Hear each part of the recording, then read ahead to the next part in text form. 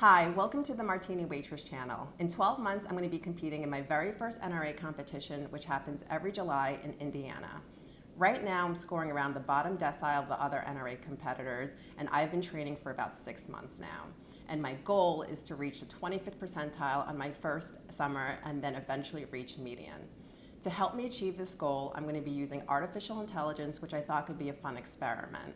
So far, I've only asked ChatGPT general questions, but I plan to ask it more specific and quantitative questions over time.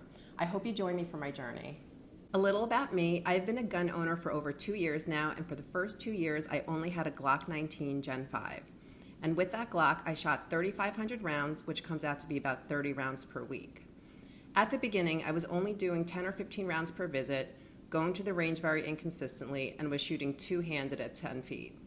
It took me about a year to work up to 50 feet, and I started getting more serious about shooting last summer after I discovered the Ballistic X app, which is great. You take a picture of your target paper, and the app calculates metrics like circle error probable.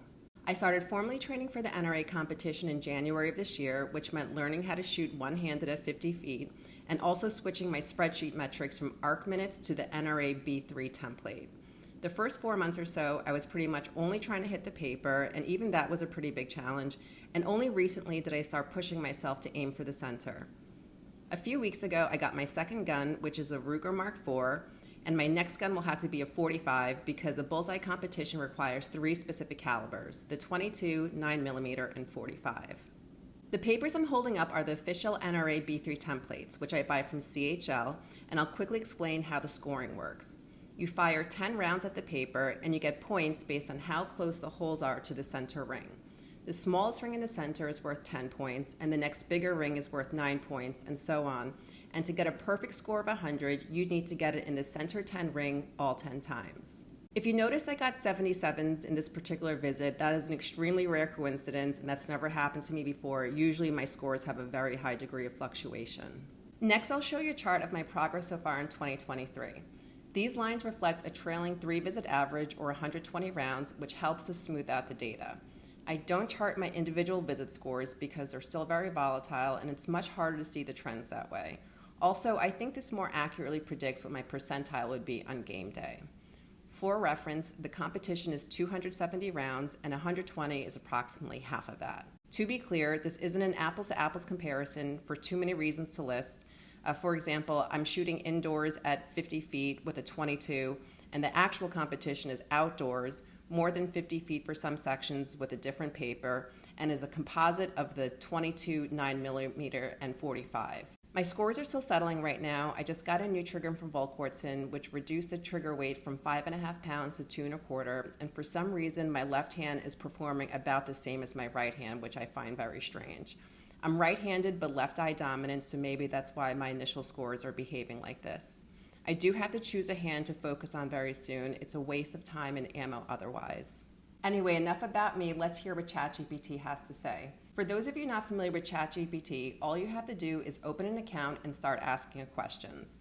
For my first inquiry, I just started with a basic overview of my training and skill level, and this is the response I got. Number 1, consistent training. Continue practicing regularly to refine your shooting skills. Consistency is key to improving your accuracy and overall performance. Aim for a balanced training schedule, allocating time for both practice sessions and focused skill development. I would say that I'm pretty consistent with my training. I go to the range at least twice a week, sometimes 3 or 4, and every time I go, I do 100 rounds. I do 40 rounds with my left hand, 40 rounds with my right hand, and then 20 with both. But since I'm going to be choosing a hand soon, I'll be changing that ratio. Number 2, focus on technique. Work on refining your shooting technique. Seek guidance from experienced shooters or consider taking lessons from a qualified instructor.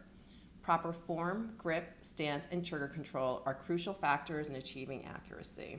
I'm very fortunate. At my range, there's already an established group of Bullseye shooters, and not only are they very experienced, but they're also very nice. I think they have been really instrumental in my progress so far this year.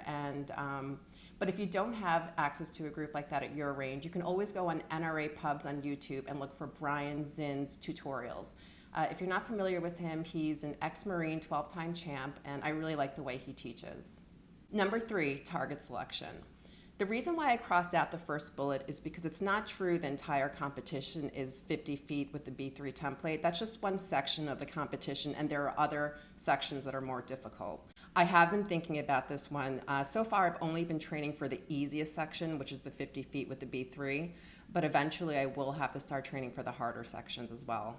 Number 4, specific training drills. Incorporate specific training drills into your practice routine. For example, you can work on controlled, deliberate shots, focusing on accuracy and consistency. Gradually increase the difficulty by adding time pressure or shooting from different positions.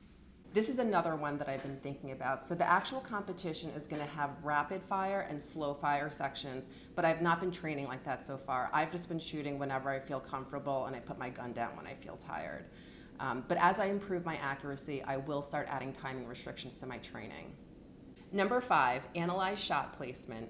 Continuously review and analyze your shot placement on the target. By focusing on how close your rounds are for the center of the ring, you can identify areas for improvement. Look for patterns or tendencies in your shooting and adjust accordingly. Consider keeping a training journal to track your progress. Well, you already know that I keep track of all my scores in a spreadsheet, so I do have that documentation aspect down. What I haven't been doing yet is analyzing the shot placement, and that's because, as you already saw, my shots are kind of all over the paper, but once I get more accurate, I think I'll probably spend more time on my ballistic X-act to look at my metrics such as windage and elevation. Number 6, mental preparation. Shooting competitions require mental focus and discipline. Practice mental exercises such as visualization techniques to enhance your concentration and improve your ability to perform under pressure. Develop a pre-shot routine that helps you stay calm and focused during the competition. One advice that I would share is that it's really important to have a completely clear mind every time you train. So when I go to the range, I immediately put on my double ear protection and then I go straight to the firing line. And I don't chit-chat with anyone until after I'm done shooting. Number 7, seek feedback. Whenever possible, participate in local competitions or seek opportunities to shoot alongside experienced shooters.